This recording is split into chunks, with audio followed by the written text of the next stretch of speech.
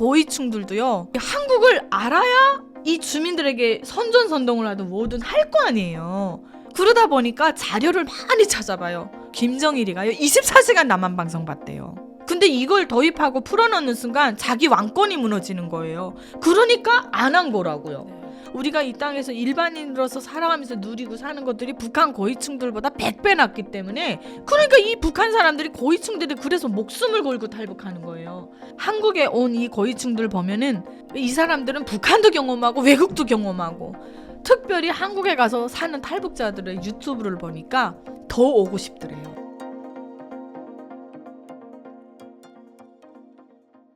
안녕하세요. 인터뷰 진행을 맡은 카프카입니다.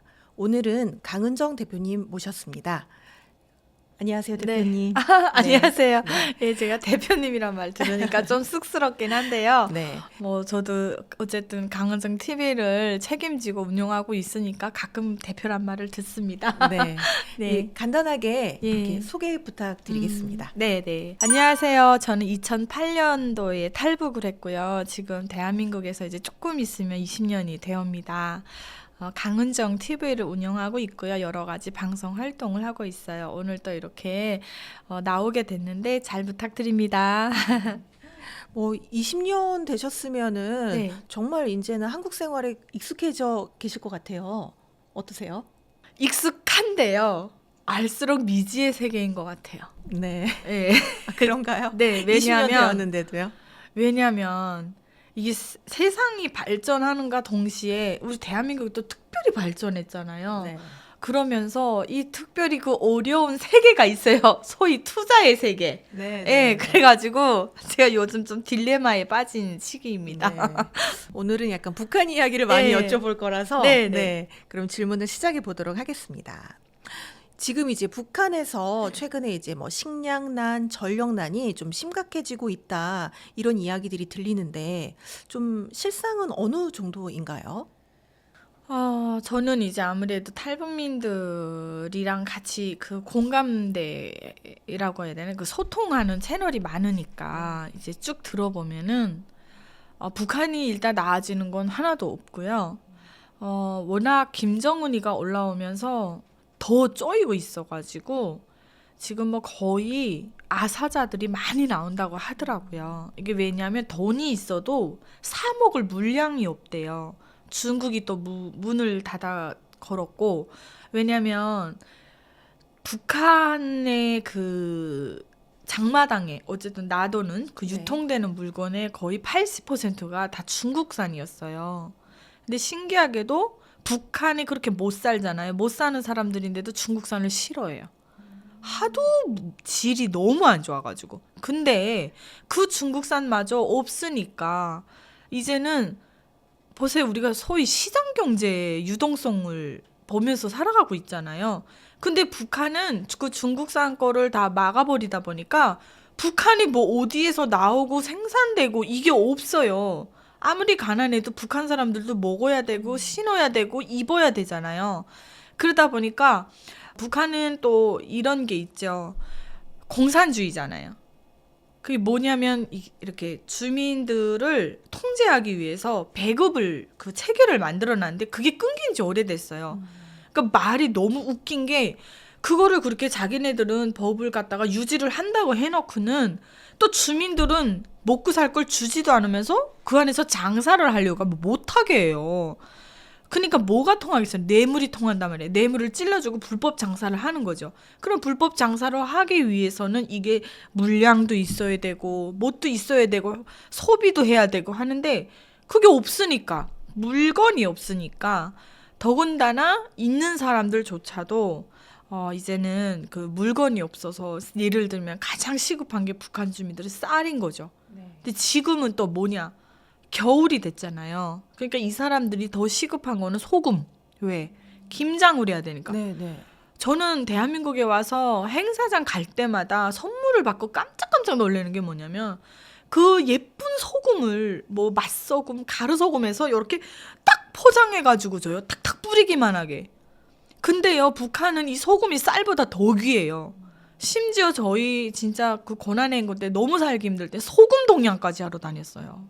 저희뿐이 아니라 지금 겨울이 됐으니까 소금이 있어야 뭐예요? 김장을 할 거잖아요. 근데 이런 것들 또 월동 준비를 해야 되잖아요. 우리나라는 뭐 땔감 걱정 무슨 이런 게 하나도 없어요. 내가 보니까 여기는 겨울인지 여름인지 하나도 난 모르겠어요. 이게 구분을 못 하겠는데 북한은 주민들이 겨울이 됐다 하면은 월동 준비하는 정신이 없어요.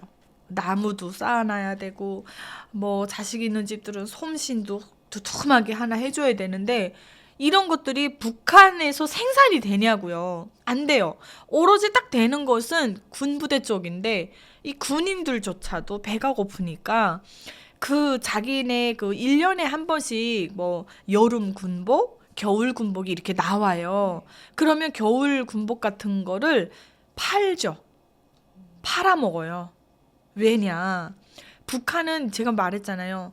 그 가난한 북한 사람들, 이 기준치가 낮은 북한 사람들도 중국 걸 싫어한다고. 근데 우리나라도 군 그 제품은 얼마나 좋아요. 네. 북한도 유일하게 그나마 믿고 쓸 수 있는 게 군 이게 패딩. 북한 말로 이제 동복이라고 해요. 네. 그리고 동화, 솜신. 그건 진짜 생곰으로 만들어갖고 질겨요. 근데 얼마나 무거운 줄 아세요? 그러니까 이런 것들을 하나하나 좀 장만해 주려고 해도 돈이 필요하고. 그러니까 제가 가장 최근에 들었어요. 더군다나 지금 겨울이 돼가지고 사람들이 봐봐요. 여름에는요. 아무리 배가 고파도 가가지고 산에 가서 풀이라도 뜯어먹을 수 있었다고요. 근데 겨울 보세요. 산에 뭐가 있죠? 없어요. 북한산은 더구나 황폐해요.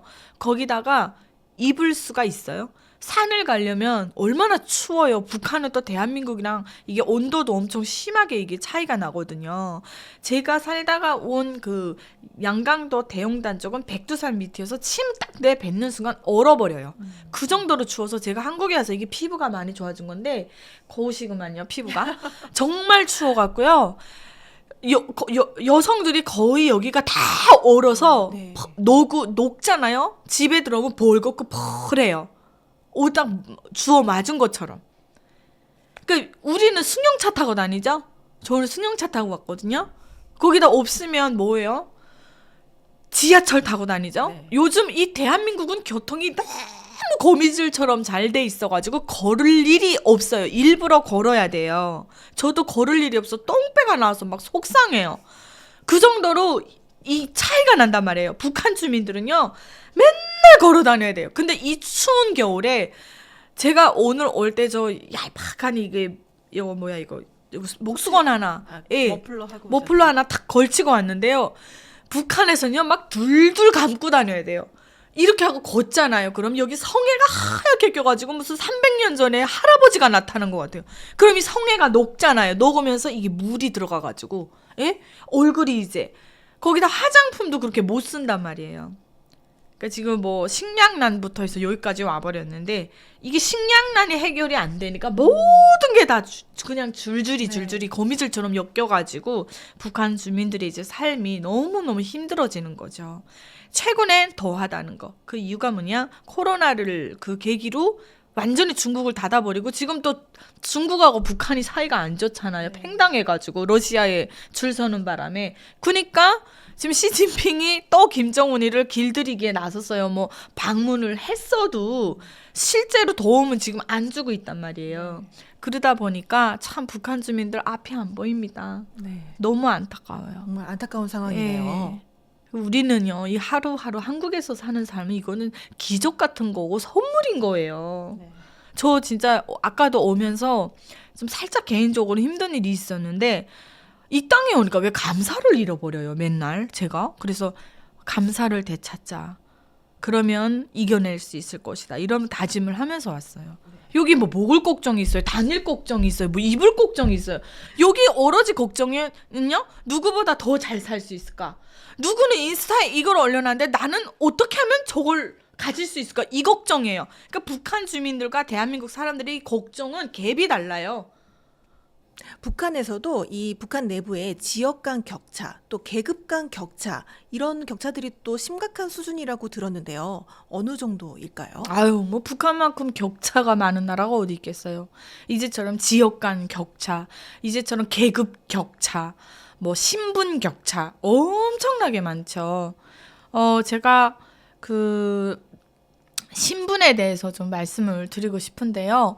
우리나라도 옛날에는 연자제라는 게 있었다고 하더라고요. 과거에. 예, 과거에. 근데 이제 민주화 걸치면서 그게 이제 없어졌잖아요. 근데 북한은 그 연좌제를 절대로 없앨 수가 없어요. 왜냐면 이 연좌제를 없애는 순간 북한 주민을 통제하기가 힘들거든요. 그래서 북한은 보면 노예 사회라고 해요. 그 노예 사회라고 하는 이유가 내가 없잖아요. 예, 우리는 태어나가지고 수령을 위해서 살아야 되고 죽어도 수령을 위해서 자폭 정신이 뭐냐면 자살하라는 거예요, 이게. 그러니까 그런 정신으로 우린 교육을 받고 살았단 말이에요. 그러니까 우리 아버지, 엄마도 저를 낳아줬지만 진짜 부모는 누구예요? 김부자들이었던 거예요. 그러니까 오히려 우리 부모님은 유모가 돼버린 거예요. 키워서 내보내야 되는 거예요. 그러니까 이래서 노예 사회인 거예요. 이게 다 해당이 되는 거예요. 기득권 1%든 뭐 정말 적대 계급이군 이게 다 해당이 되는데 이 노예 사회에서도 이게 부류가 많아요.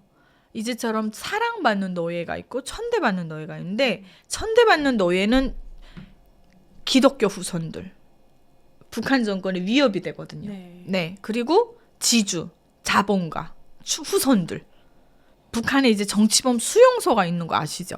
그 정치범 수용소는 어떤 것이냐면 이제처럼 기독교인들 집어넣고 지주 자본가 후손들이라고 해도 불만을 말하는 순간 그냥 하룻밤에 없어져요. 그래서 싹 잡아다 거기 집어넣고 그리고 그 안에서 신분이 좋았어도 이렇게 그냥 살다가 어느 순간 말할 수 있잖아요. 야, 그 송정길 대표 왜 그래? 이럴 수 있잖아요. 근데 그걸 갖다가 감시해가지고 서로 일러 바치는 감시 제도를 만들어 놨어요. 그러다 보니까 그 상황에서 그냥 의도치 않게 말을 했어도 저기 수용소로 가버리는 거죠. 그러니까 이거는 사람이 아니라 있잖아요. 짐승도 보니까 자유가 있더라고요. 대한민국에는. 북한도 짐승은 자유가 있어요. 사람 눈에 걸리지 말아야 돼요. 대신 왜? 사람 눈에 걸리는 순간 잡혀갖고 못 키거든요. 그러니까 이런 이 계급 사회에서 봤을 때 이 천대받는 노예가 있고 정말 그 사랑받는 너희들은 누구냐면 그 뿌리를 거슬러 올라가 보면 김일성이에요. 김일성이가 항일혁명 투쟁을 했다고 걔 사기를 치잖아요. 뭐 하긴 했겠죠. 예. 근데 보세요. 우리나라 독립운동가들이랑 김일성이 독립운동을 한 거는 내용이 완전히 달라요. 그러니까 자기도 뭐 하긴 했겠지. 소련 편에 서가지고. 그러니까 그때 자기를 따라서 뭐 뭔가를 열심히 도와줬던 사람들, 김일성의 그 기억에 딱 박힌 사람들을 완전히 북한 최고의 엘리트를 만들어놨어요. 자기 밑 다음으로. 그렇게 해가지고 그 사람들의 자손들은 대대선선 그 평양이라는 또 다른 왕국을 만들어 놓고 거기서 그냥 똑같은 그 혜택을 누리면서 사는 거예요. 이렇게 신분의 격차가 북한은 엄청나다는 거예요. 이해가 되셨죠? 왜냐하면 우리 대한민국은 신분이 어디서 나눠요? 저는 보니까 이 정말 한국에 이제는 꽤 많이 살아봤잖아요. 이 신분의 격차는 절대로 인간이 없앨 수 없어요. 다만 이거를 해소하는 방법은 내가 얼만큼 열심히 살아서 그 대가를 누리고 사느냐 못 사느냐의 문제더라고요. 여기서 나눠요. 보니까 대한민국에 오니까 그 위대한 그 유명인들이 있더라고요. 저는 정말 자수성가한 사람들. 그 김승우 대표님인가요? 돈의 속성. 그 책을 읽고 깜짝 놀랐어요.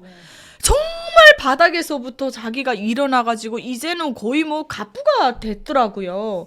그런 분들이 또 이 부자가 될 꿈을 꾸는 사람들, 또 사회 초년생들에게 그 책을 통해서 던지는 메시지가 전 너무 존경스러웠어요. 돈을 다루고 돈을 대하는. 대한민국은 신분이 이렇게 나눠요. 그래서 뭐 하위 신분, 중산층, 뭐 서민, 뭐 이렇게 나뉘잖아요. 근데 북한은 이게 아니란 말이에요. 사느냐 죽느냐의 신분으로 이렇게 딱 나뉘었는데 저희는 적대계급이었어요. 저희 집안이. 그러다 보니까 왜 적대계급이었냐면 저희 친할아버지가 강원도 춘천이 고향이세요. 근데 이제 6.25 때 휴전을 맺으면서 개성이 북한 땅이 돼버렸대요.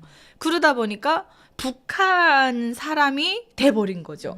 원해서 된 것 같진 않아요. 왜냐하면 할아버지가 나중에 김일성 정책에 대해서 말을 한마디 잘못했대요. 그래가지고 인민재판을 받고 그냥 정치범 수용소를 가버리고 지금 생사를 몰라요. 그래서 저희 집은 항상 개천대를 받으면서 살았어요. 개천대란 말을 우리가 한국에선 잘 안 하더라고요. 개를 천대했단 대한민국은 그냥 완전히 뭐 공개 처형 복음 가는 정도로 그 주민들의 SNS로 총살을 당하더라고요. 개천대란 말이 한국에서는 안 먹혀요. 그거 했단 큰일 나니까. 근데 북한이야 먹혀요. 북한은요, 정말 이게 사람이 숨을 쉬고 살 수가 없어요. 그러니까 나는 숨 쉬는 것도 이제 보니까 자유가 없었던 것 같아요. 그러니까 왜냐하면 우리 아버지는요, 정예로운 비판 대상자였어요. 이게 계급이 왜 무섭냐면요, 이 계급을 관리하기 위해서는 생활총화라는 게 있어요. 그거를 토요일마다 해요. 그걸 만들어 놓고, 이 생활총화가 뭐냐면, 우리 예를 들면 쉽게 설명을 하자고요. 우리 성정길 TV 그냥 그 회사원들 다 모아놓고 총화를 하는 거예요. 편집 왜 그따구로 했어? 썸네일 제목을 왜 그따구로 달았어? 대표님의 말씀은 이게 아니었잖아. 그러면 앞으로 빨리 고치겠다 다짐하고 앉으셔 이래요. 그럼 나는 들여지지가 않는데도 일어나갖고 잘못됐습니다, 고치겠습니다 이래야 돼요. 그거 반박하는 날에 어디로 가요? 그 사상투쟁이라는 게 있어요. 사상투쟁이 얼마나 무서운 줄 아세요? 있잖아요, 한 사람을 모아놓고 그냥 공격적으로 막 때리는 거예요. 말로다가 이념을 넣어가지고. 그거를 우리 아버지 맨날 당하고 살았다니까요, 저희 아버지가. 그래가지고 군대도 못 가셨고, 그리고 군대라는 게 이제 북한 이제 남자들은 로망이에요. 그때 당시만 해도 군대를 가야 사회적으로 그 기반이 선다고 생각을 했고, 뭔가 군대를 가서 조국을 위해서 총을 메고 싸운다는 게 이 사람들은 굉장히 그 뿌듯한 그 어떤 명예의식 같은 게 있었어요. 근데 저희 아버지 그것도 못 갔죠. 거기다가 저희 또 이제 후손이잖아요. 나는 할아버지 얼굴도 기억 못해요. 근데 말도 그 성함도 잘 몰랐었어요, 처음에는. 근데 저희 할아버지가 북한에서는 강용호라는 이름을 쓰셨고, 한국에 와서 이제 그 본명을 들었는데 그거는 보니까 강한집이셨더라고요. 이름이 좀 특이하셨더라고요. 그렇게 할아버지 뭐 성함도 잘 기억도 안 나고 이런 처지인데도 학교 가면은 은정이는 항상 이게 색안경을 끼고 봤고요, 저를. 그리고 비판 대상 할 때도 너네는 선생이 욕을 더하는 거예요. 너네 아버지가 널 그렇게 교육했다고. 애니까 실수할 수 있잖아요. 정말 그야말로 우리가 왕따를 당하면 자살까지도 하잖아요, 대한민국에서는. 그러니까 얼마나 내가 자살 안 하고 산 게 참 감사한 것 같아요. 우리 부모님도 그렇고. 그래도 이게 또 살아남을 수 있었던 이유가 뭐냐면, 그거 그거 아세요? 배고픈 사람은 절대 자살 안 해요. 배고픈 사람은요, 어떻게 하면 이 한 끼를 채울까? 몸은 죽어 있어도 정신은 그래도 살아 있어요. 먹고 살기 위해서. 근데 배부른 사람이 자살하더라고요. 한국에 자살하는 사람 왜 그렇게 많나 했더니, 이 또 결핍이 없어도 그게 이제 살아갈 그 동기부여가 사라지니까 그게 참 무섭더라고요. 그래서 저는 생각해요, 세상 어디에도 안전한 곳은 없다. 그렇죠. 예. 그 자꾸 얘기가 왔다 갔다 하는 것 같은데 어쨌든 북한은 이렇게 계급을 크게는 천대받는 너에 사랑받는 너에 이렇게 두 개도 딱 만들어 놓고 거기서 또 갈려요. 보위부와 검찰이 견제하게 만들어 놨고요. 당과 군이 견제를 하게 만들어 놨고요. 이게 보게 되면은 그래서 찌질하게 가난하면서도 무너지지 않는 이유가 여기에 있는 거예요. 우리가 민주주의를 잃었다고 하잖아요. 그때 그 민주주의를 한 이유가 뭐겠어요? 많은 사람들이 동참을 했고 목소리를 냈고 그 목소리가 힘이 있었기 때문에 된 거잖아요. 뭉치지 못하는 것에는 어떠한 힘도 일어날 수가 없어요. 근데 북한은 보세요. 뭉칠 수가 있어요. 아니, 사중오제라고 해서 PD님과 진행자님과 게스트도 감시하게 만들어 놓은 게 북한이에요. 그러니까 이게 얼마나 사람이 인격이 파괴가 되겠냐고요. 한국에 오니까 사랑합시다. 아니, 그 정치인들이 하는 인사가 전 충격이었어요. 우리 모습으로서 자기가 모습이 되는 거예요. 우리 국민들의 모습으로서. 저는 이제 행사를 많이 다니니까 그 행사 이제 공연을 올라가기 전에 축사를 많이 듣는단 말이에요. 나 처음에 빵 터졌어요. 존경하는 국민 여러분, 뭐 제가 이 지역에 머슴으로서 앞으로는 뭐 열심히 하겠다고 충성맹세를 하더라고요. 간부들이 와갖고 북한은 오히려 주민들이 수령에게 충성을 하겠다고 다짐을 하는 세상이에요. 이 완전 바뀌었단 말이에요. 그러니까 이렇게 인격이 파괴가 되고, 봐봐요. 얼마나 사랑합니다, 존경합니다를 그 축사 안에 몇 번을 집어넣는지 펴 얻으려고. 에? 인정받고 싶어가지고. 근데 우리는 그게 없었단 말이에요. 저 정말 솔직히 말해서 제가 크리스찬이거든요. 근데 왔을 때 한 장로님인가 그분이 제 손을 잡고 자매님 정말 사랑해요 이럴 때 오해했어요.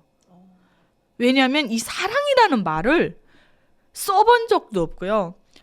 오로지 우리의 사랑은 수령님과 장군님께서부터 왔고 우리는 그 사랑을 드려야 된다고 생각을 했어요. 그래서 제가 한국에 와갖고 부모님을 만났을 때 제가 제일 처음으로 고백한 말이 있어요. 엄마 사랑해 하니까 우리 엄마는 받아주더라고요. 우리 아버지는요, 아버지 사랑해요.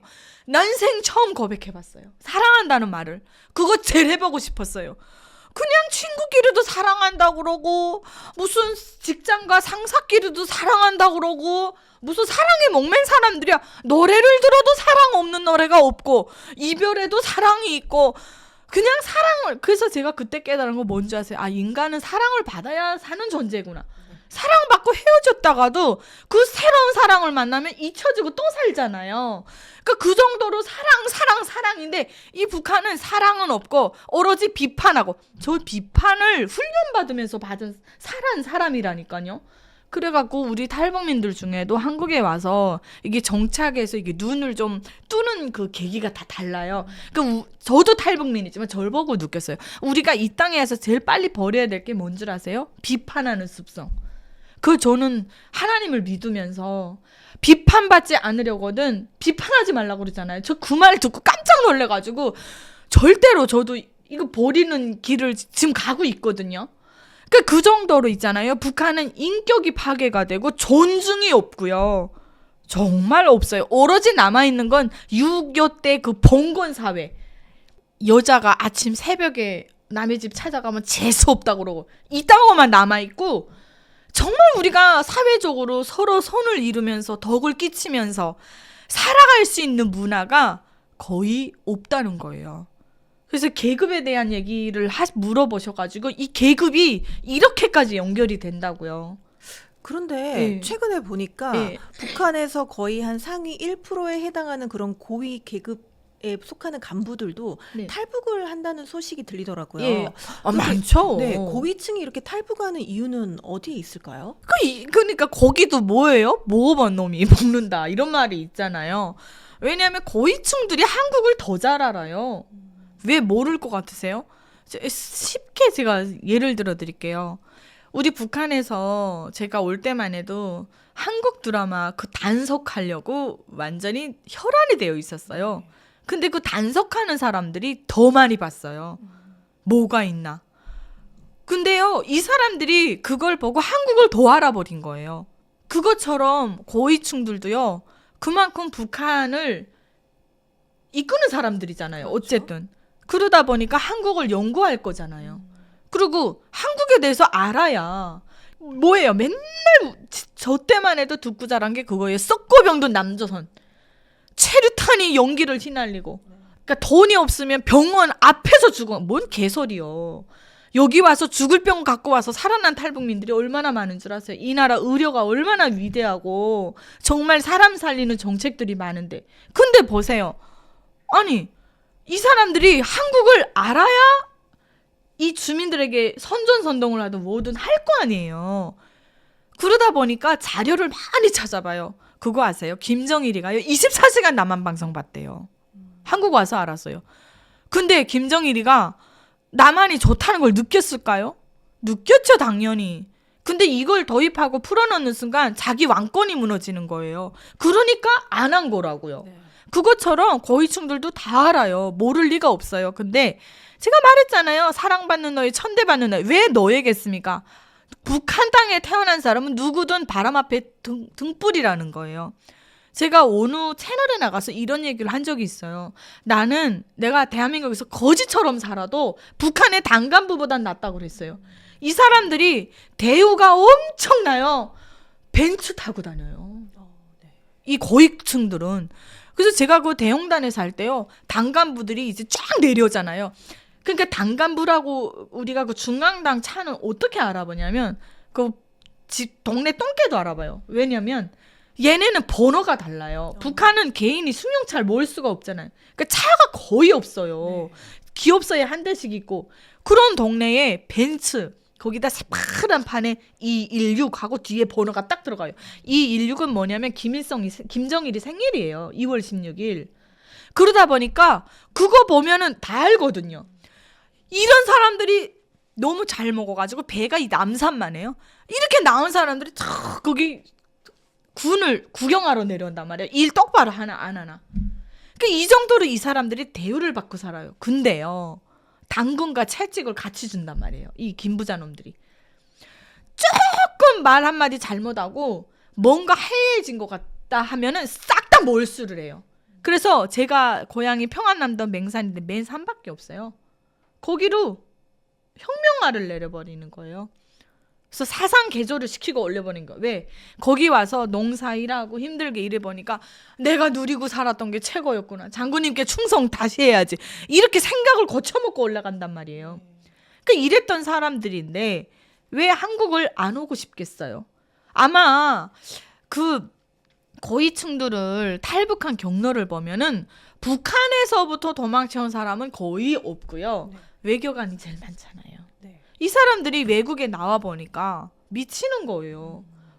그 리일규 참사님, 외교 참사님이 오셨잖아요. 그분이 하는 말 중에 너무 그게 와닿았던 게 뭐냐면 자기도 노예였었다는 사실이었던 거예요. 왜냐면 자기도 똑같은 외교관인데 창피해갖고 살 수가 없더래요. 국격이 없으니까 어디 가서 북한 외교관이라고 이렇게 뭐 좀 외교를 하려고 해도 인정을 안 해주고 대우도 안 해주고, 더 비참한 건 뭐냐면 월급을 너무 조금 받아가지고요. 그러니까 이 사람들이 그렇게 대우를 받는 사람들인데도 외국에 나와서 그 일반 사람들이 살아가는 모습을 봤을 때 너무 비참하게 느낀 거예요. 그러니까 손바닥으로 해를 가릴 수 없는 거죠.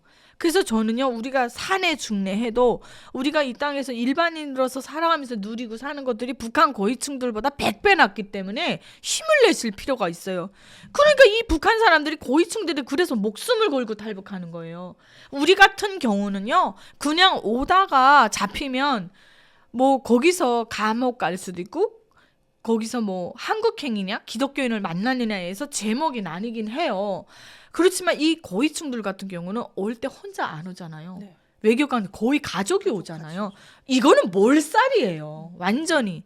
그러니까 우리도 이제 탈북을 하다 보면은 제가 먼저 왔고, 그러니까 저 혼자 잡히면 가족들은 그래도 그 영향이 직접적으로 안 가잖아요. 근데 이 사람들은 온 가족이 같이 움직이기 때문에 이 잡히는 날에는 정말 몰살이라니까요. 그럼에도 불구하고 소위 목숨 건 탈북이라고 하잖아요.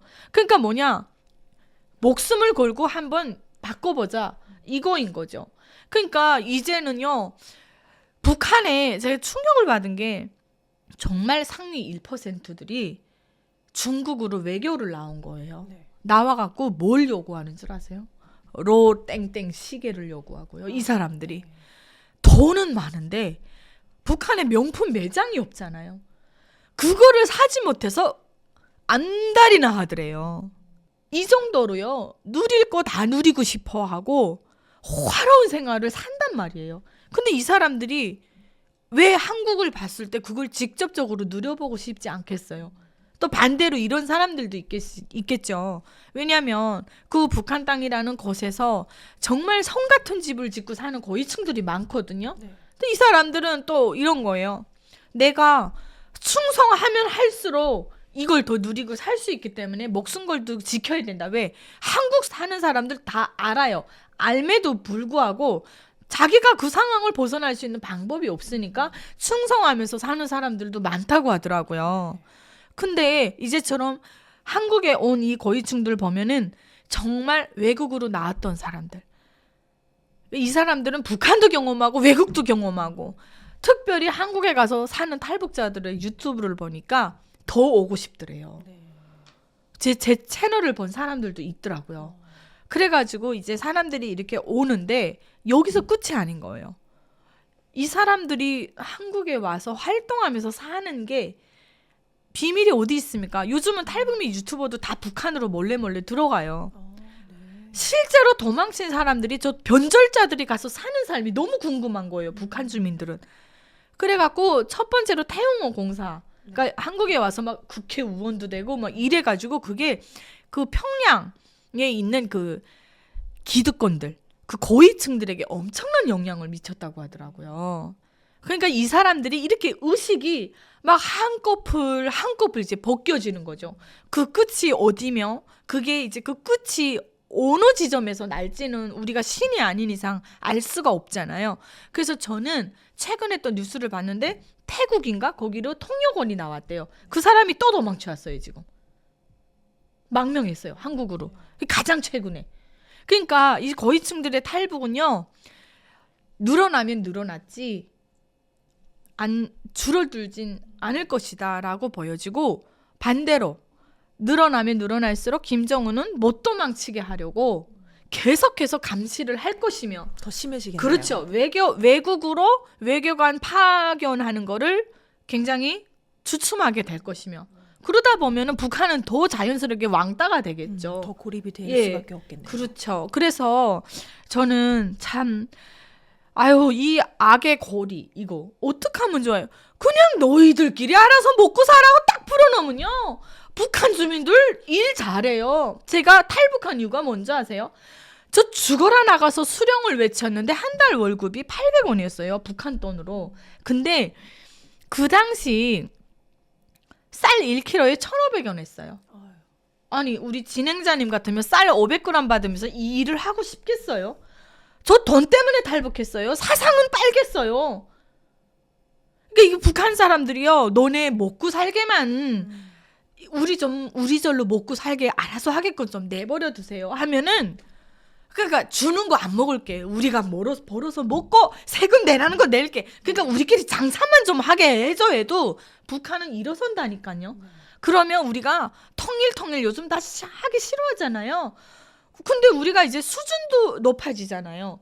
그러면은 야 남쪽에 여행 한번 가볼까? 야 북쪽 너네 한번 우리한테 여행 와봐. 남북이 서로 왔다 갔다 하다 보면은 자연스럽게 문화도 차츰 스며들고 국격이라는 것도 어느 정도 이제 비슷해지고 하면은 저는 그렇게 통일이 돼야 된다고 봐요. 어느 날 갑자기 저는 너무 서로가 힘들다고 생각을 하거든요.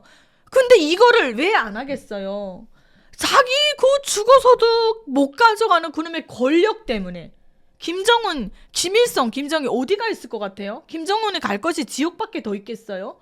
아마 자기 할아버지, 아버지 지옥 가 있을 거예요. 저렇게 수많은 무고한 사람들을 죽여버리고 어떻게 천국 갔겠어요? 저는요, 그래가지고 진짜 너무 안타까운 게 북한 사람들이 정말 무지한 것도 있지만 정말 성실한 사람들이 그 고난의 인근 때 먹이지 않아가지고 300만에서 350만이 죽어나 나갔다고요. 그래서 북한이란 나라는 이제 그 시간이 얼마나 걸릴지 모르겠지만 탈북도 늘어날 것이며 절대로 저 나라는 저는 오래 간다고 못 봐요. 예. 고위층들이 끼치는 영향이 있거든요. 저희 영화에서 굉장히 그 귀족들을 많이 보는데 우리가 소위 희열을 느끼는 영화가 뭐예요? 거대한 어떤 집단을 향해서 힘이 약한 사람이 싸우는, 그게 대히트를 많이 치잖아요. 저도 같다고 봐요. 일반 탈북민들이 끼치는 영향, 고위층들이 한국에 나와서 활동하고 또 실제 거기에 있는 사람들에게 끼치는 영향, 이런 것들이 결코 헛되지 않다고 생각을 하고 그게 이 세상 이치다라고 생각을 하기 때문에 무너질 것 같고 시간이 얼마나 걸릴지는 모르겠지만, 그렇지만 이 사이에서 오로지 녹아나는 건 주민들밖에 없다는 거예요. 그게 이제 비참한 거죠. 우리 대한민국 국민들도 피곤하고 북한 내에서 이렇게 한국 남한에 대한 좀 악성 루머를 일부러 많이 퍼뜨리고 있다고 들었는데요. 주로 좀 어떤 내용들이 있나요? 그 악성 루머는 옛날 얘기고요. 지금은 안 해요. 왜냐하면 북한 주민들이 다 알아버렸기 때문에. 그리고 김정일이도 이제는 북한과 남한은 이젠 정말 통일할 필요가 없다. 이렇게 완전히 극단적인 선언을 하면서 대한민국이라는 호칭도 쓰고 있어요. 그 옛날에 했던 그 악성 루머와 네. 지금 하는 악성 루머는 달라요. 지금은 좀 어떤 유형인가요? 이게 옛날에 저 때만 해도 했던 거는 뭐냐면 탈북민을 가면 죽여버린다. 네. 그 죽여버린 이유가 다양해요. 한국이 이제 특공대들에게 실험용으로 들어간다. 예, 이렇게 말했고 장기 뺀다. 눈알 빼가지고 돈 많은 놈들한테 팔아먹는다. 이런 그 말도 안 되는 루머를 했고 밤 8시만 되면 못 다니게 했어요. 일부러 그런 것 같아요. 납치해 간다고. 안기부가 납치해 간다고. 예. 그렇게 그런 말도 안 되는 루머를 퍼뜨렸고 지금은 어떤 걸 퍼뜨리냐면 한국이 잘 사는 걸 알아요. 아는데 한국에 가서 이제 그 탈북자들이 자기네가 열심히 살아서 저렇게 하는 게 아니고 남조선으로부터 돈을 받아가지고 네. 예, 그 채널 A 이제 만나러 갑니다라는 이런 이제 채널들이 많이 알려줬잖아요. 이걸 북한에서도 보더라고요. 그러니까 이게 두만강을 통해서 들어가는 옛날에는 CD로 들어갔어요. 그러면 이제 검열을 할 때 밖에서 정전을 딱 시키고 들어와서 정전을 딱 켜고 그리고 이제 이 DVD를 뺀단 말이에요. 그러니까 집에 들어오면 순간적으로 빼서 없앨 수 있으니까 그걸 못하게 하려고 했는데 지금은 USB 딱 꽂고 검열 왔다 하면 싹 빼버리고 뭐 삼켜도 되니까.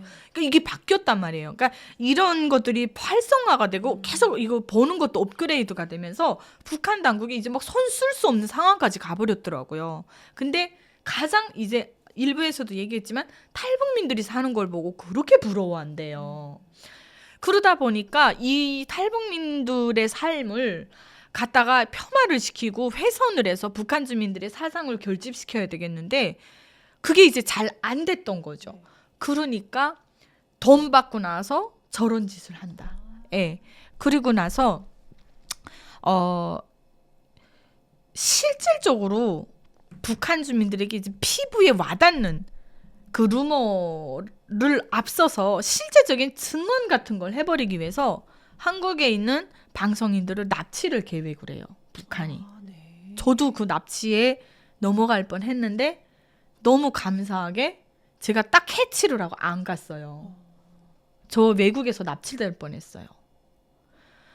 근데 이런 일들이 언제부터 일어났냐면 계속 일어났어요. 2012년도 이제 만나러 갑니다 방송이 그때 탈북민들이 그 시기를 통해서 나왔거든요. 방송에 이제 드러냈고 북한인이라는 그 민낯이 자강도에서 온 사람, 평안남도에서 온 사람, 평양에서 온 사람 대거가 출연하면서 각자의 지역에 그 살았던 이야기들이 막 쏟아져 나오면서 북한이 완전 발칵 뒤집힌 거예요.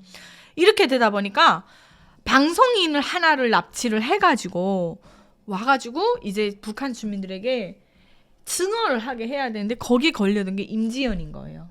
임지연 씨 사건 아세요? 정확하게는 잘 모릅니다. 모르시죠? 한번 찾아보시면 이 친구가 정말 자유로운 영혼이었어요. 그리고 예뻤어요. 그 TV조선이라는 그 방송에 나가가지고 모란봉 클럽에서도 굉장히 그 생기발랄하면서 엉뚱한 그러니까 이 친구를 아는 사람들은 다 알아요. 자기 발로 갈 애가 절대 아니에요. 근데 이 친구가 이제 걸려든 거죠. 어떻게 걸려들었냐면 우리가 탈북민들이 1차적으로 여성들이 중국에서 팔려다녀요. 비참하게. 그러다 보니까 남편을 만났겠죠. 이 임지연 씨도. 그래서 조선족 남편을 만난 거예요. 그래서 만났는데 이 조선족 남편이 중국에 그러니까 북한의 보유비에 매수된 거예요. 걔를 유인해라. 그러면은 돈을 주겠다.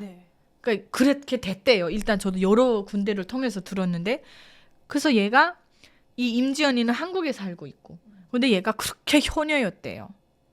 북한에 부모님이 계셨는데 돈 다 벌어서 북한을 보냈대요. 근데 근데 그 역할을 남편이 해줬었나 봐요. 그 조선족 남편이. 그래서 들어와라 중국으로. 그러면 이제 부모님에 대해서 또 뭐 연결도 시켜주고 돈도 보내고 하자 뭐 이랬나 봐요. 그래서 얘가 중국을 나갔는데 너무 깜짝 놀란 게요. 임지연이가 어떤 상태로 북한으로 넘어갔냐면 이게 중국이 북한이랑 짝짝꿍이 잘하잖아요. 그러니까 무서운 게 얘를 이렇게 눕혀가지고 이게 누웠잖아요. 이게 눕혀가지고 살아있는 애를 눕혀가지고 도망 못 치게끔 거기다 이 무슨 뭐 이렇게 부었대요. 딱 몸이 그러니까 그 부으면 굳어지잖아요. 그러니까 살아있는 사람 눕혀놓고 그 굳어지는 무슨 물질을 부어가지고 관뚜껑 씌워서 세간으로 넣은 것 같대요. 얘를. 그 다음에 죽어라 때린 거죠. 때려가지고 뭐라고 말하게 했냐면 한국이 못 살 것이다. 그리고 탈북자들이 돈을 받고 나와서 저렇게 거짓말을 하는 거다. 이렇게 얘가 증언을 해버린 거예요. 그게 있잖아요. 그 북한 전역에 강의 영상으로 다 퍼졌어요. 그래가지고 엄마나 저기 누가 저거 한국에 가 잘 산다더니 저게 다 사기였구나. 거짓말이었구나. 우리나라 공화국을 책동하고 이게 압살하려는 적들의 음모였구나. 이렇게 돼버린 거예요. 그래서 이제는 옛날에는 악성 루머로 그거 말도 안 되는 우리나라 60년대 70년대 가장 어려울 때 그때 그 발전하기 전에 그 세상을 갖다가 썩고 병들고 막 이러면서 루머로 퍼뜨리고 또는 공식적인 학교에서 또는 그 조직 단체들에서 한국은 적대국이다. 우리가 한국을 미제 군합발 밑에서 건져야 된다. 그게 뭐냐면 조국 해방 전쟁 또는 조국을 해방해야 된다. 적화통일을 말을 했던 거예요, 얘네가. 근데 이제는 뭐예요? 그 전에 그 고난의 행군이라는 거를 통해서 한류가 하나의 장사수단으로 넘어간 거예요. 근데 그 장사수단 속에서 뇌물이 아까 통했다고 그랬잖아요. 그러면서 돈 버는 사람 진짜 많이 벌었어요. 그러면서 이게 뭐냐면 격차가 또 엄청 나버렸어요. 빈부격차가. 근데 돈이 있는 사람들도 무서운 게 제대로 못 쓰고 살았어요. 무상몰수 당하거든요. 그리고 가장 뺏어서 쉽게 죽여버리는 명분이 뭐냐면 안기부와 내통했다고 그래요. 그러면 북한 주민들은 분노하거든요. 그래서 죽여버리는 경우들도 많았어요. 근데 이런 상황 속에서 돈이 많은 사람들이 북한에서 어디 여행을 다닐 때가 있습니까? 노래방이 있어요? 뭐가 있어요? 그러니까 오로지 희열을 느끼고 그냥 이 눈으로 시각적으로 해외여행도 다니고 즐길 수 있는 건 한류밖에 없었던 거예요. 그러다 보니까 저 때만 해도 한류는 돈 있는 사람들만 봤어요. 그래서 이게 하나의 장사수단으로 이렇게 돌았는데 그 속에 이제 탈북자들의 영상도 넘어가고 걷잡을 수 없이 한국 사람들의 일반적인 내용이 한국 드라마나 영화를 보면요. 자유가 왜 힘이 있는 줄 아세요? 북한을 무너뜨리자 죽이자가 없어요. 그냥 일상생활인데 북한 주민들에게는 그게 하나의 의식을 깨우는 하나가 무기가 되는 거예요. 그러니까 이게 자유가 이렇게 힘이 있는 거예요. 그러니까 북한 당국이 이제 어려우니까 그걸 다 알아버렸으니까 이제는 실제로 간 탈북자를 끌어다가 지금 타겟이 누군 줄 아세요? 그 임지연 씨는 그냥 방송인이었어요. 지금 타겟은 유튜브들이에요. 탈북민 유튜브들. 그 탈북민 유튜버 타겟이 저였던 거예요. 그래서 저는 말합니다. 우리 탈북민 유튜버분들 조심하셔야 돼요. 왜냐하면 탈북민 유튜버를 통해서 이제는 그 정평 방송들이 다 끝나버렸어요. 왜 끝난지 모르겠는데 그러다 보니까 이제는 북한 실상을 또 다른 하나의 방법으로 알리는 게 탈북민 유튜버들이에요. 제 강은정 TV 채널만 봐도요. 저는 저의 인생 하나를 넣고 북한을 봤는데 제가 수많은 탈북민들을 초대해서 얘기를 듣고 보니까 치가 떨리더라고요. 이거는 상상을 못해요. 그러니까 북한의 그 실상이 드러나는 게 곧 북한 인권이거든요. 그러니까 북한은 북한 인권을 말하면 제일 발작을 심하게 해요. 그래가지고 이 유튜버를 하나 또 끌어다가 선전용으로 써야 되겠는데 지금 또 작전을 짜고 있는 거예요. 그래서 여러분 정말 조심하시고 특별히 비행기 표를 먼저 보내달라고 하는 것은 가면 안 됩니다. 과거와 이렇게 다르게 최근에는 뭐 말씀하신 것처럼 한국에 있는 유튜브, 드라마 이런 것들이 이제 유입이 되고 있다 북한 쪽으로. 근데 경로가 조금 어떻게 들어가는지가 좀 알고 싶은데요. 예, 경로가 요즘은 그 다 중국을 통해서 들어가는 거예요. 그리고 특별히 어떤 경향이 있냐면 북한은 인터넷이 안 돼요. 근데 중국의 위챗이 돼요. 위챗이 어디서 되냐면 중국과 북한이 그 국경, 접경 지역만 돼요. 그래가지고 그 이제 핸드폰으로 위챗 같은 걸 이렇게 전송을 하는 거죠. 그래가지고 그걸 보는 거예요. 보고 거기서 또 뭐 동영상, 북한도 핸드폰 이제 조금 쓰잖아요. 거기서 또 촬영이 돼요. 그렇게 해서 또 돈벌이 수단으로 막 그냥 막 퍼져 나가는 거예요. 요즘은 또 예. 아까 말씀하신 것처럼 USB 형태로 또 예. 그러니까 예전에는 CDR이 두만강을 통해서 현물이 이게 넘어갔다면 지금은 그 뒷단계 다음 단계는 USB가 간단하게 넘어갔다면 이제는 이 온라인 시대를 통해 가지고 위챗이라는 걸 통해서 넘어가고 있다는 거죠. 주로 접경 지역을 예. 통해서 네. 유통이 되고 있는 거네요. 그리고 또 하나는 뭐 한참 복잡했죠. 뭐 대북 비라를 날리냐 마느냐. 그러니까 이런 것들로 해가지고 저기 압족지대. 그러니까 이게 북한도 아까 이 질문지에 보니까 지역 차이에 대해서 네네. 있더라고. 한 말씀 드려도 네네네. 될까요? 이게 북한도 팔도잖아요. 대한민국처럼 똑같이 한다고 자기네들도 이게 돌을 쪼개갖고 대한민국이랑 똑같이 만들어놨어요. 나 참 웃기는 것들이야. 그런데 이 지역에 제일 많이 탈북한 지역이 국경 접경 지역이요. 함경북도 무산, 그리고 여기 청진시, 양강도 해산시. 여기 사람들은요 이제처럼 국경지대다 보니까 이 외부 문물을 빨리빨리 받아들인단 말이에요. 그래서 여기 탈북민들이 많아요. 바글바글해요. 근데 저는 평안남도 맹산이란 말이에요. 이쪽 사람들은 그 국경까지 나오는 게 너무 통제가 심해서 탈북을 거의 할 수가 없어요. 그래서 저도 보게 되면은 그 압적지대에서 탈북한 사람들이 그 정말 드문데 그 계기가 양강도나 해산이나 이런 국경 지역으로 장사를 왔다가 야, 너 중국 가서 돈 벌게 해줄게 하고 속아서 팔려오는 거예요.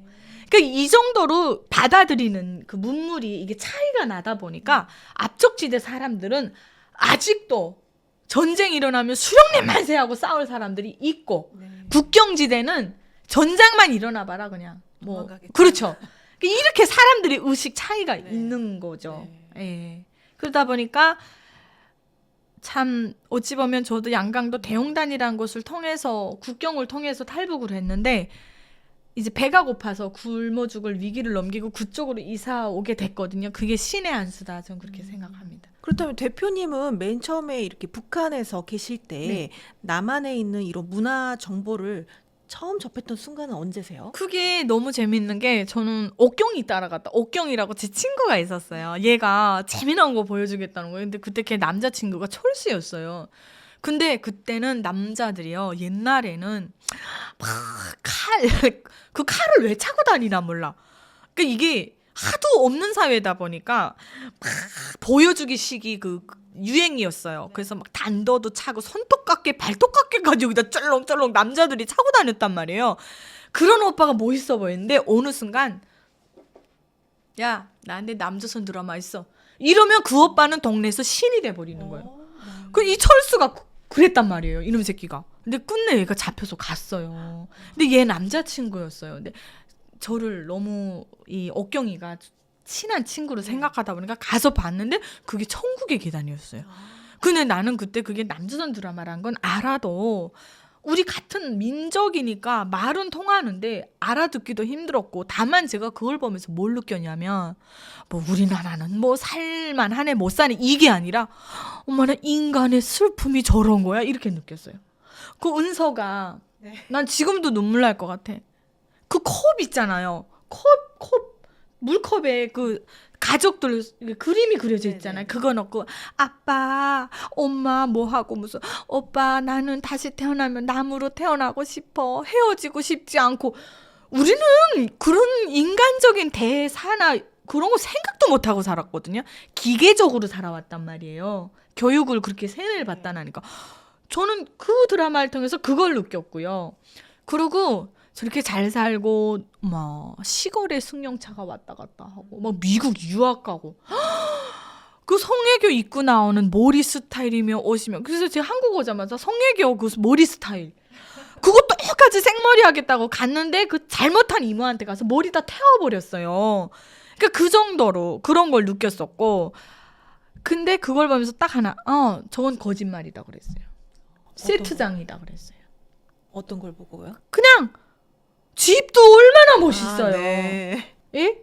그리고 물론 그 시내네 집이 못 살긴 하지만 그래도 북한보단 낫더라고요. 네. 그래가지고 저건 다 그냥 세트장이다라고 생각했는데 그 뒤에 친구들은 뭐라고 하냐면 수만 가지의 드라마들이 들어오는데 그걸 어떻게 다 아무리 돈이 많아도 세트로 할 수 있냐. 그래서 그걸 진짜로 받아들였다라는 친구는 있었고 그 다음에 제가 받아들인 게 노래였어요. 한국 노래. 북한 주민들이 잘 좋아하는 게 대한민국의 트로트. 네. 그거 정서적으로 너무 잘 맞아요. 예. 그러니까 그렇게 제가 이제 받아들였었고 그래도 저는 거기에 그냥 요만큼 맛보기 한 거고 예, 너무 가난하고 힘들다 보니까 이게 아는 만큼 보이고 있는 만큼 누리잖아요. 그래서 저는 그거밖에는 없었죠. 사실 이제 북한 당국이 이런 사상 통제를 위해서 반동 사상 문화 배격법 이걸 이제 강화한다는 이런 이야기들이 있는데 구체적으로 어떻게 통제하고 있을까요? 지랄을 하죠. 아주. 그게 뭐냐면 아니 한국에 오니까 영어 쓰잖아요. 영어 쓴다고 누가 잡아가요? 아니잖아요. 영어 모르면 안 되잖아요. 오히려 그 미제놈들의 말을 그냥 돈 주고 배우더라고요. 이게 북한도 웃기는 거예요. 우리 민족의 같은 언어잖아요. 근데 자기로부터 향했던 충성심이 하나의 이 문화로 자리 잡아가지고 개인의 그 어떤 그 만족함으로 변질되어 가니까 이 꼴을 못 본 거예요. 제가 탈북하기 한 3년 전에 뭘 들었냐면 그 연사에 있는 한 오빠인데 대호가다예요. 호가다라고 하는 거 허세. 한국에서 허세를 말하는데 이러면 와가지고 저는 이제 오빠 하면서 쏠쏠 잘 따라다니면서 이랬는데 굉장히 저한테 잘 보이고 싶었나 봐요. 근데 갑자기 마지막 말을 은정아 잘 가 이러는 거예요. 그래서 내가 오빠 지금 말 뭐라고 했습니까? 이렇게 물어봤어요. 그러니까 이거 남조선 말인데 멋있어? 오빠 멋있어? 너 어디 가서 말하면 오빠가 정살당해 말하지 마 이러면서 이러는 거예요. 그러니까 저를 믿은 거죠. 그 오빠는. 근데 이 오빠가 이 드라마를 보고 말투에 빠져버린 거예요. 근데요 저 그 뒤로 깜짝 놀랐잖아요. 애들이 있잖아요. 어느 순간 말이 유행이 돼버렸는데 뭐가 유행이었는 줄 아세요? 친구들끼리도 얘기하는 거예요. 잘 자. 좋은 밤 돼. 이게 한국 드라마에서 나온 거예요. 네, 네. 그래서 저도 이제 어느 순간 갑자기 그 친한 친구가 있어요. 그 남동생이 누나 안녕 잘 자 해가지고 헤어질 때 다 걸어 다니니까 그래서 같이 이제 얘기하고 나누다 이제 헤어지는데 그 얘기에서 이 새끼가 낯간지럽게 왜 그딴 말 써? 이랬더니 나보고 누나 너무 이게 촌티가 난대요. 지금 이게 유행이라는 거예요. 그리고 프로포즈 하는 방식도 다 바뀌었어요. 그러니까 이게 북한 남자들이 굉장히 가부장적이고 근데 대신 되게 진실해요. 한 번 손잡았으면 평생 책임져야 된다는 그게 있어요. 뭐 우리 대한민국처럼 뭐 사귀어 보다가 안 맞으면 헤어지고 혼전 동거 해보다 안 맞으면 헤어지고 이게 아니에요. 그러니까 다르죠. 너무너무 이 젊은 애들이 막 바뀌어 버리는 거예요. 그래서 이 반동 문화 사상 배격법에 나온 게 말투예요. 그래가지고 평양 문화호 보호법. 우리나라는 표준어가 서울 말이잖아요. 근데 북한은 표준어가 평양 말이에요. 근데요, 그 평양 말도 너무 웃기는 게 뭔지 아세요? 평양은 북한은 자기네가 그렇게 말할 이 권한이 없어요. 우리가 지방 애들이 평양에 올라가가지고 지방말 쓰면요, 이 쩐놈하고 얼마나 인정차별했는 줄 아세요? 그래놓고 평양말 조금 흉내내면 웃어버리고 비웃고 이러는 주제에 한국말을 쓴다고 평양 문화어 보호법을 강조하고 이 표준어에서 벗어나지 말라고 그러고 이거를 썼다가 징역까지 처하고 이게 말이나 될 법한 거예요. 그러니까 북한은 노예사회라는 이 변명을 벗어버릴 수가 없는 거예요, 이거를. 근데요, 우리 한국말이 들어보니까 이쁘더라고요. 그러니까 물론 여기에서 여기 와가지고 탈북민하고 한국 사람이 싸움이 일어났는데 대한민국 분들은 아무리 화가 나도 약해. 근데 이분이 함경북도 분이었어요. 네. 이 함경북도식으로 욕 한번 해볼까요? 아니요. 방송이라. 그러니까 그 정도로 막 갈겨버리니까 이 한국 언니도 이 언니도 좀 굉장히 뭔가 셌어요. 셌는데 얼어버려가지고 말을 못하더라고요. 무슨 알아듣지도 못할 막 악센트도 막 1000배 높고 언어도 막 높고 비슷한 거예요. 양강도나 이 국경 지역 쪽은요 억양이 정말 세요. 어떤 억양이냐면요. 진행자님 식사하셨어요? 이렇게 하는 것도 진행자님 식사하셨어? 이렇게 얘기를 한다고요. 네. 그러니까 이런 사람들이 평안남도 쪽은 좀 나아요. 제 고향은. 근데 이런 사람들이 그 한국 드라마를 들었을 때 거기에서 흘러나오는 말 그리고 아빠가 딸을 보니까 너무 이쁜 거예요. 아빠가 사랑해. 무슨 우리 공주는 북한 사람들 어디서 들어봐요. 에? 그러니까 이런 것들이 강한 거예요. 그래서 이 언어가 얼마나 힘이 있습니까? 언어가 무섭잖아요. 그러니까 이제 조금 더 갔다가는 이제 장군님도 이제 김정은을 좀 바클판인 거예요. 근데 지금은 이런 언어 통제가 힘들겠는데요. 더 문화가 많이 몰래 퍼져가지고. 써요. 네. 제가 최근에 탈북한 친구를 만나가지고 물어봤어요. 지금은 어떻게 쓰냐. 그러니까 그게 친구들끼리. 그러니까 이제 여기서 또 얘기가 또 이탈을 해야 돼요. 왜 이탈을 해야 되냐? 세대 간 차이가 있단 말이에요. 그 저희 세대만 해도 장마당 세대이긴 하지만 그래도 김일성, 김정일에 대해서 세뇌를 받고 자랐는데 2000년대 이후에 태어난 애들은 아무 느낌이 없는 거예요. 눈 떠보니까 뭐 김정은인데 얘네는 아무 생각이 없는 거예요. 저희 때랑 세뇌가 또 틀려요. 그러니까 우리가 왜 충성해야 돼? 이거예요. 그러니까 어느 역사학자가 그걸 발표를 하더라고요.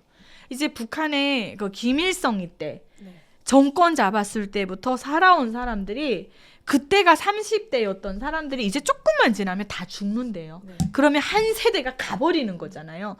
그래서 이 세대가 물갈이가 되게 되면은 이제 김정은이가 그래서 이 문화어 보호법을 내놨대요.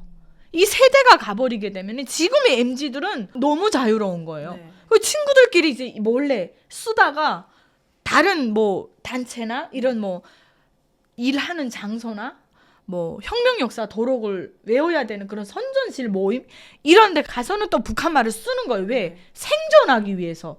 그러니까 달라졌어요. 생존하기 위해서 쓰는 언어가 있고 자유함을 누리기 위해서 쓰는 언어가 있는 거예요. 이거를 때와 장소를 구분해서 애들이 쓰는 거예요. 그러니까 그러니 걔들도 얼마나 무섭겠어요. 스트레스 받고. 근데 몸에 의식적으로 배어있는 게 갑자기 툭 튀어나오면 어떡해요. 그러니까 이 애들이 굉장히 지혜롭고 똑똑하더라고요. 그러니까 그 전 단계에 온 애들은요. BTS 사진을 넣고 다녔어요. 네. 저도 BTS에 빠져갖고 못 태어났었어요. 제이홉한데. 너무 잘하잖아요. 멋있잖아요. 그러니 이 자유로운 그러니까 요즘에 이 북한 MZ 애들은 이 Z세대 애들은 똑같아요. 거의가 그 나라만 지금 땅덩어리만 갈라져 있지 거의가 이 문화 수준이 똑같아요. 그래갖고 적응을 얼마 잘하는 줄 알아요? 얘네는 이미 K-팝을 접하고 와갖고요. 저보다 더 한국 사람 같아요. 말투가 장난 아니에요. 너무 말도 잘하고 명품을 다 끼고 들어왔어요. 애들이. 환장하겠더라고요. 좀 나 뭐하고 자랐나 싶을 정도로 살짝 좀 상실감이 들 정도로 애들이 깨어갖고 들어왔더라고요. 그러니까 그래서 그 정도로 애들이 이렇게 변화가 되고 북한 이 체제를 위협하도록 애들이 그냥 다 한국 드라마에 빠져가지고 이탈해버리니까 뭐예요? 오징어 게임 봤다고 13살 애들 13명을 공개 처형해버렸어요. 이 말이나 돼요 이게? 그 애들이 수령이 싫어서 그걸 받겠어요? 없어요. 그냥 궁금한 거예요. 그냥 재미있는 거예요. 그래서 반대 죽여버렸다고요. 그러니까 그 정도로 위협이 되니까. 그래서 거기 보게 되면은 그 언어를 썼을 때 무슨 몇 년 이게 있고요. 그리고 드라마나 한국 노래 듣다 걸리면 10년 이하까지 감옥을 집어넣겠다는 거. 이 미친놈 아니고 뭐예요 이게. 자기는 24시간 한국 노래 드라마 다 보고 김정일이가요 주현미 가수님을 그렇게 좋아했어요. 김연자 가수님 좋아하고. 그거 다 어디서 봤겠어요. 다 한국 드라마 보고 좋아한 거예요. 그렇게 해놓고 그 애들이 뭘 안다고, 문화를 좋아하는 게 무슨 죄라고 이런 걸 만들어놔가지고 죽여버리고. 죽음에서 끝나나요? 그 집은 적대 계급돼가지고 추방돼야 돼요. 그러니까 말이 안 되는 거예요. 이런 거를 놓고 봤을 때. 그래서 이런 악법, 완전 최악의 법을 내놓았다는 것은 그만큼 북한 정권이 엄청난 두려움에 빠졌다는 거죠. 지금 좀 궁지에 예. 몰린 느낌이 그렇죠. 있네요. 예. 네. 뭐 앞서 1, 2부에서 말씀해 주신 것처럼 이미 북한 젊은 분들 뭐 전 세대가 거의 남한의 뭐 문화, 네. 금융, 또 소비 트렌드 이런 거에 이미 다 어느 정도 노출이 되어 있기 때문에 예. 통일이 된다면 또는 한국에 이제 이들이 오신다면 가장 먼저 좀 소비하고 싶어 하시는 그런 컨텐츠가 있다면 어떤 걸까요? 자동차. 아, 네. 자동차를 북한 주민들은요 집보다 더 갖고 싶어해요. 어. 왜냐하면 그래서 탈북민들이 그 사례에서 이걸 볼 수 있는데 거의 탈북민들이 한국에 오면 돈이 없어요. 얼마간의 정착금을 저희가 받거든요. 그러면 이 정착금을 받은 것에서 한국으로 데려다준 브로커에게 우리가 몇백만 원씩 지급을 해줘야 돼요. 그러고 나면 진짜 돈이 없어요. 그런데 그럼에도 불구하고 벌어서 차를 사고 싶어요. 한국 드라마가 북한 주민들에게 가장 임팩트 있게 꽂아준 게 뭐냐면 자동차를 타고 어디든 마음대로 갈 수 있는 거. 내 승용차가 된다는 거. 그 동네에 단간부들이나 타고 오는 차를 한국은 누구나 탈 수 있다는 거예요. 그렇죠. 그걸 이제 이미 그 문화로 습득을 해서 그런지 너무너무 사람들이, 저도 그랬잖아요. 저도 부모님 모시고 나올 때 그때는 차가 20일 만에 나왔어요. 그래서 SM3를 가서 아예 간 크게 탈북도 했는데 뭐 까짓거 하고 뽑아버렸어요. 그리고 할부금 갚느라고 헥헥헥거리다 혁명적으로 갚았어요. 왜냐하면 우리 아버지 어머니를 내 차에 모시고 나오고 싶었거든요. 그러니까 그 정도로. 그래서 차를 가장 많이 소비할 것 같다는 생각이 들고요. 그 다음에 두 번째는 북한 주민들이 여행을 정말 여행에 대한 그거를 많이 느낄 것 같아요. 사실 다녀보지 못한 사람은 다니는 걸 즐거워하지는 않아요. 저도 아직까지 여행을 그렇게 다니는 게 네. 뭐라고 해야 되지? 이게 몸에 배어있지는 않아요. 근데 한국은 살아봤으니까 한 번쯤 나도 비행기를 타고 유럽도 가보고 미국도 가보고 이런 데는 가고 싶더라고요. 그래서 어차피 같은 북한 사람인데 느끼는 심정은 난 같을 거라고 생각을 하거든요. 그리고 이제 제 친구 중에 부모님이랑 통화를 좀 해야 되는데 이 친구는 미국을 가버렸어요. 네. 그러다 보니까 미국에서 중국과 연결하기는 또 어려워요. 우리가 1차적으로 중국을 연결해서 북한으로 통화가 가기 때문에. 근데 시차가 있잖아요. 중국이랑 한국은 그렇게 안 멀잖아요. 근데 이제 미국에 가 산다. 그 얘기를 듣고 그 부모님들이 그렇게 깜짝 놀라하면서 야, 미국이란 나라에도 가서 살 수 있냐고. 예. 그러니까 그 정도로 북한 사람들이 그 세계를 한번 다녀보는 거에 대한 그 심리적인 욕구가 가장 클 것 같다는 생각이 들어요. 혹시 그렇다면 대표님이 이제 남한에 오셔서 한국에 네. 오셔서 네. 이렇게 체감하신 것 중에 북한과 가장 큰 차이점이 좀 느껴졌던 게 있다면 무엇일까요? 많죠. 많은데 한국은 내가 주인이 된다. 스스로. 이 나라는 누가 책임 안 져요. 당신이 벌어서 먹고 살아야 돼요. 이거거든요, 기본적으로. 그리고 이제 그 밑으로 우리가 도와야 될 사람들은 이제 도와야 되니까 복지 시스템이 쭉 있잖아요. 그냥 뭐 시간상 다 말할 수 없으니까 전 요거. 네. 예. 북한에서는 내가 주인이 아니었어요. 그냥 주는 대로 먹고 하란 대로 하고 했는데 한국에 제가 오니까 처음에는 뭘 어떻게 해야 될지 모르겠더라고요. 북한은 출근을 해도 딱딱딱 과제를 줘요. 이거 해라 저거 해라. 근데 제가 이제 식당 알바를 하는데 저는 홀서빙만 하면 되는 줄 알았어요. 근데 그 외에 뭐 청소도 해야 되고 뭣도 해야 되고 많더라고요. 그러니까 그때 좀 많이 당황했죠. 여기는 알아서 열심히 해야 되는구나. 그걸 알았고 일단은 내가 하는 행동에 대해서 다 책임을 져야 되더라고요. 벌어도 내 거고 잃어도 내 거고. 맞습니다. 예. 네. 그게 가장 큰 차이더라고요. 그리고 제가 말을 했죠. 주인이 된다. 아니 무슨 조직이 그렇게 많아요. 나 피곤해 죽겠어요. 카톡방도 너무 많고 초대를 하는 게. 그래서 어느 순간 제가 정중하게 사양을 했어요. 배울 것도 너무 많아요. 무슨 투자 배워야 되고 뭘 배워야 되고 육아는 뭐 해야 되고 엄마들의 모임은 뭐가 있고 이거는 머리가 지지나서 살 수가 없어요. 이 북한 주민들이 우울증이 없고 불면증이 없어요.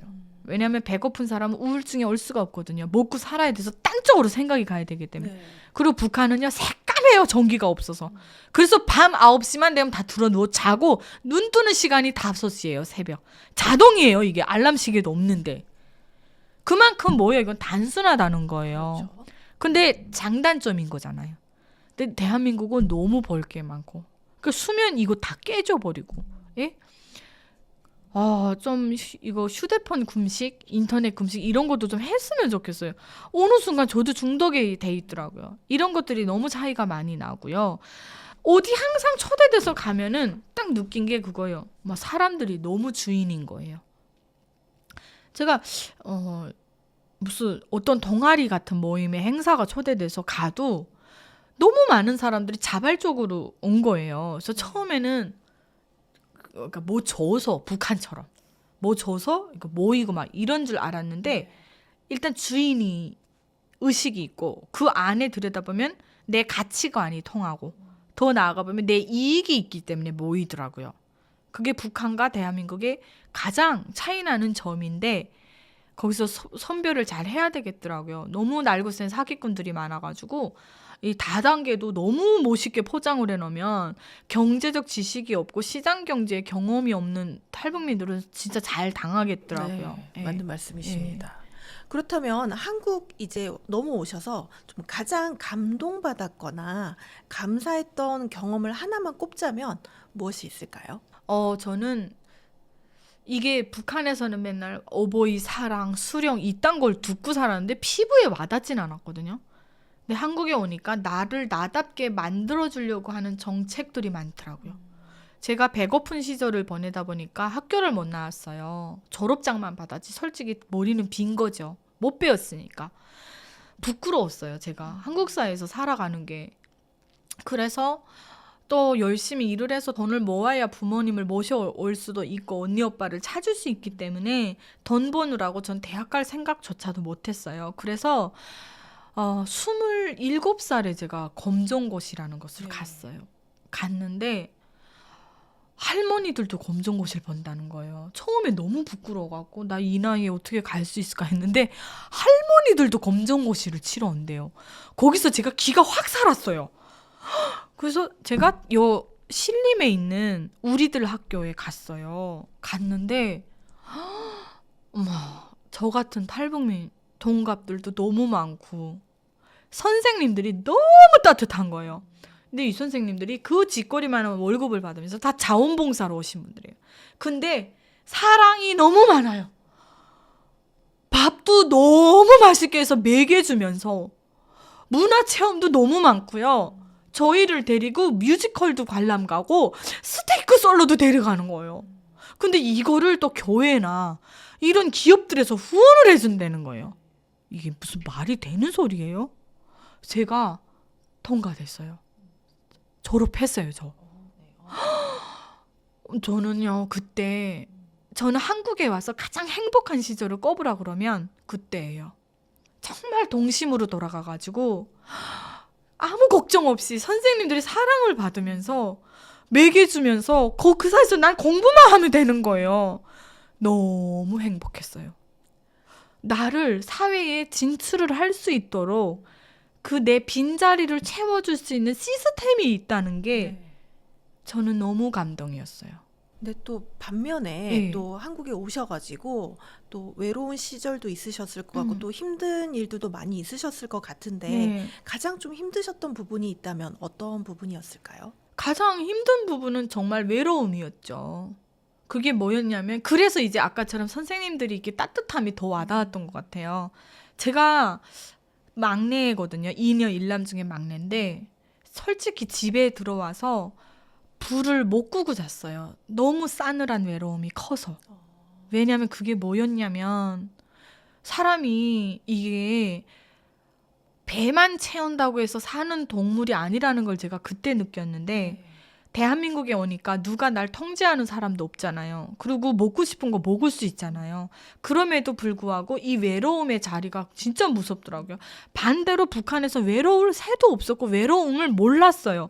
그래도 지지고 볶고해도 가족이랑 비비고 살았기 때문에 또 통제 속에서 여럿이 어울리고 살았기 때문에 근데 대한민국에 오니까 모든 게 이제 내가 다 해야 되고 저는 여기 혈연 지연이 없잖아요. 그러니까 친구 한 명을 만들어도 그 노력을 해야 되고 관계도 어떻게 가야 되는지도 어렵고 그래서 그런 외로움들이 많이 컸는데 거기에서 제가 살아갈 수 있었던 게 자존감이었던 것 같아요.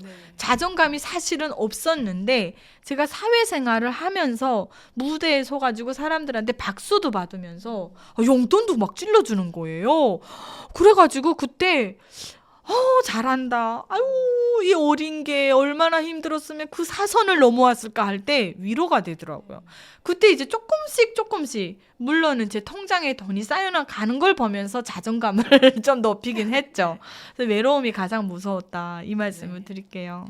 이제 한국에 오셔서 그래도 성공적으로 자리를 잡으셨잖아요. 예. 좀 핵심적인 비결이 있다면 무엇이라고 생각하세요?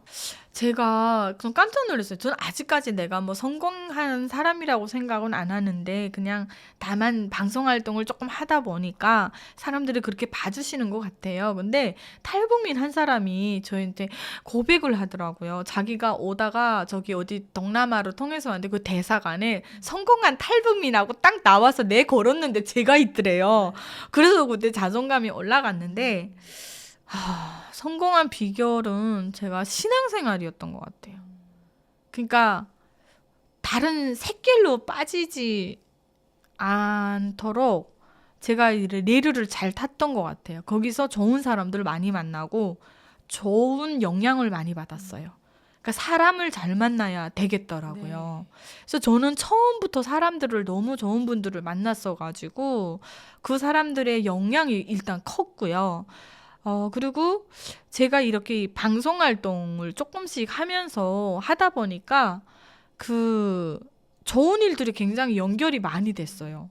그 알려지고 또 이미지를 너무 좋게 또 봐주셔가지고 이렇게 됐는데 가장 중요한 거는 제 자랑은 아니지만 성실히 살았던 것 같아요.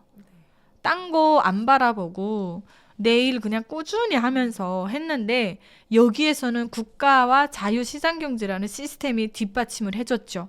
북한에서 제가 열심히 안 했을까요? 근데도 그 꼬라지였지만 한국에 오니까 내가 하는 만큼 다 내 것이 되고 내가 번 것만큼 가고 싶은데 갈 수가 있고 누릴 수도 있고 나눌 수도 있더라고요. 그래서 저는 나를 성공적으로 이렇게 살게 만들어준 거는 가장 첫 자리를 꼽고 싶어요. 대한민국의 체제다.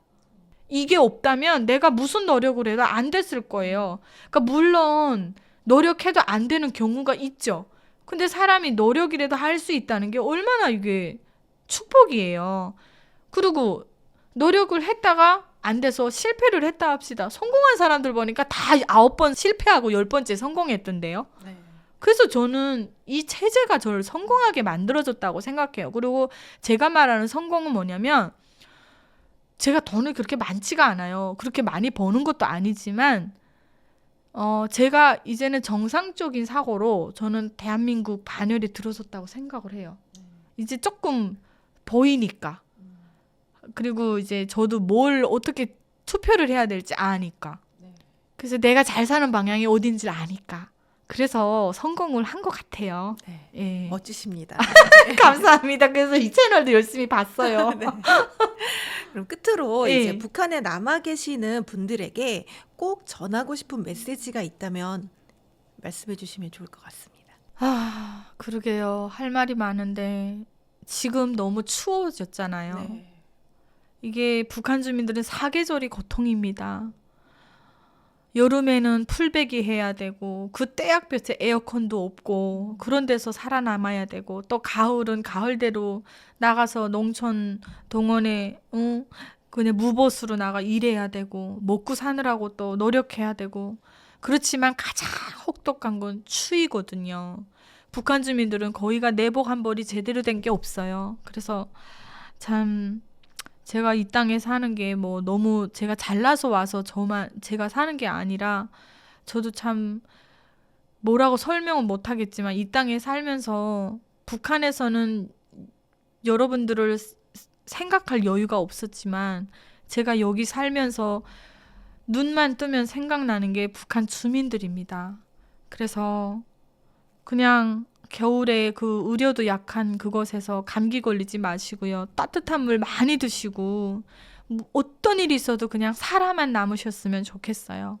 그래서 반드시 이제 문이 열릴 날이 올 거니까 희망이라는 것을 버리지 말았으면 좋겠다. 이 말씀 드립니다. 네. 오늘 소중한 시간 내주셔서 정말 감사드리고요. 마지막으로 성공의 진심인 구독자분들께 한 말씀 부탁드립니다. 아이고 구독자님들 이 채널이 투자 채널이더라고요. 그래서 투자 잘 하셔가지고 부자 많이 되셨으면 좋겠고요. 강은정 TV도 가끔 놀러 오셔서 정말 앞이 안 보이고 힘드실 때 목숨을 건 그 탈북을 해서 인간 승리라는 걸 거둔 사람들이 진짜 많아요. 그래서 힘을 얻어 가셨으면 좋겠습니다. 제가 살면서 보니까 대한민국에서는 이제 자살이라는 걸 많이 하는데 그게 결핍이 조금 필요한 시대인 것 같아요. 그래서 내가 정말 힘들 때 나보다 더 비참한 사람의 그 삶을 보면 상대적으로 어떤 얻는 게 있다고들 합니다. 그래서 정말 힘드실 때는 한 번씩 오셔서 그 용기를 얻어 가셨으면 좋겠습니다. 감사합니다. 네, 감사합니다. 네.